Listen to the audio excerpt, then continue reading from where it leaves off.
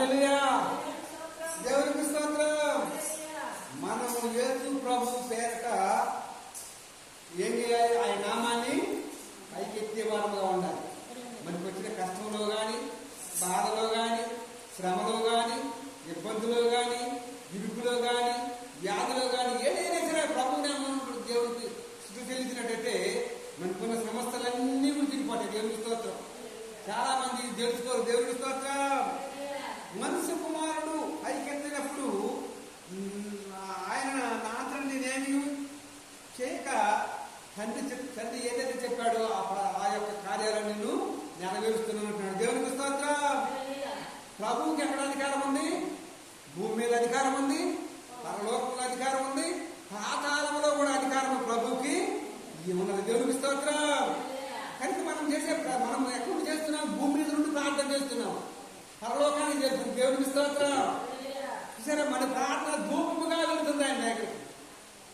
ధూపముగా వెళ్ళి ఆయన సన్నిధిని చేరి ఆయన వెంటనే మనకి సమాధానం ఇస్తున్నాడు. దేవునికి స్తోత్రం. మనం అగరొత్తి వెలిగించాము, అది ధూపం చుట్టుకుంటూ పైకి వెళ్ళిపోతుంది. అలాగని మన ప్రార్థన ధూపము పైకి ఆయన సన్నిధికి చేరగానే వెంటనే దేవుడి దగ్గర నుంచి మనకి సమాధానము దొరుకుతుంది. దేవునికి స్తోత్రం. దేవునికి స్తోత్రం. దెక్కములను సైన్యములు కలిపి భూమి భయము పుట్టించు దానము, నీవు భయము పుట్టించు దానము, భయము పుట్టించదు. పరలోకంలో ఉండి నేనే సర్వాధికారి గల సర్వశక్తి గల దేవుడు. సర్వాధికారి అయిన దేవుడు. సర్వం అంటే అంతటా అధికారం ఉన్నది. దేవుని స్తోత్రం. చాలా మందికి భూమి మీద అధికారం ఉంటుంది, కొంతమందికి పరలోకంలో పాతాళంలో అధికారం ఉంది సైతానికి. దేవుడికి సర్వాధికారం. పరలోకము, భూమి మీద, పాతాళం మీద అధికారము ఇవ్వబడింది. దేవునికి స్తోత్రం.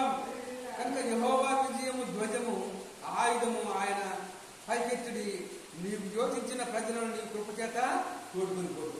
నువ్వు ప్రభువు ఆ యొక్క ప్రజలని యోచించారు. ప్రభువా మమ్మల్ని ఈ యొక్క కష్టం నుంచి, ఈ శ్రమ నుంచి, ఈ యొక్క ఇబ్బంది నుంచి మమ్మల్ని రక్షించు ప్రభువా అని ఎప్పుడైతే ప్రార్థన చేశారో, ఓకే ప్రార్థన చేసిందో వాళ్ళందరినీ కూడా ఐగుప్తు నుంచి ఇశ్రాయేలుకి దేవుడు నడిపించాడు. దేవునికి స్తోత్రం.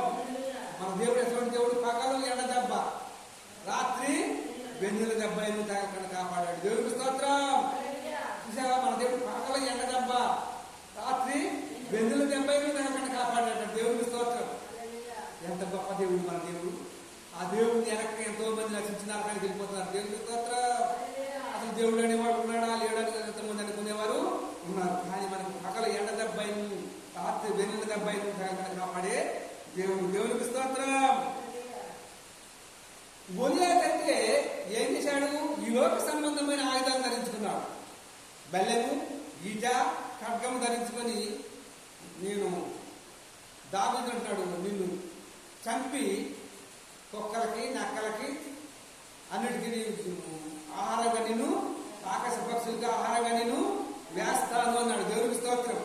కానీ దావీదు అన్నాడు, నేను యెహోవా పేరిట నీ మీదకి వచ్చుతున్నాను. యెహోవాయే నాకు ధ్వజము, యెహోవాయేకి నాకు రక్షకుడు, యెహోవాయే నాకు బలము, యెహోవాయే నన్ను కాపాడుతాడని చెప్పి ఆ యొక్క గొలియాతు ఏం చేసినట్టే వేడులోకి వెళ్ళి ఆ యొక్క దావీదు ఏం చేసినట్టే 3 రాళ్ళు ఎత్తుకున్నాడు. తండ్రి, కుమారుడు, పరిశుద్ధాత్మ. తండ్రి యొక్క నామమును పట్టుకునే నోదరిని పట్టగానే కుక్క కూలి పడిపోయాడు. ఆయుధము లేదు, ఖడ్గము లేదు, బలము లేదు, ఈట లేదు. కానీ ఈ కొట్టడం పడిపోగానే గమగా వెళ్ళాడు. అతను వరలో కట్టించాడు, పీక కోసివేశాడు. దేవుడికి స్తోత్రం. చూసారా, మన దేవుడు ఎంత గొప్ప శక్తిమంతుడు. ఈ లోకంలో ఆయన శక్తిని అడక్క ఎంతో మంది ఉన్నారు. కనుక యెహోవా నామము బలమైన దుర్గము. ఆయన నామము బలమైన దుర్గం.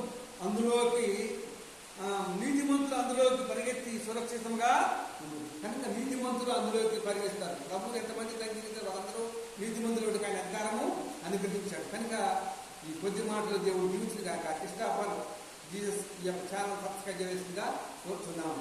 810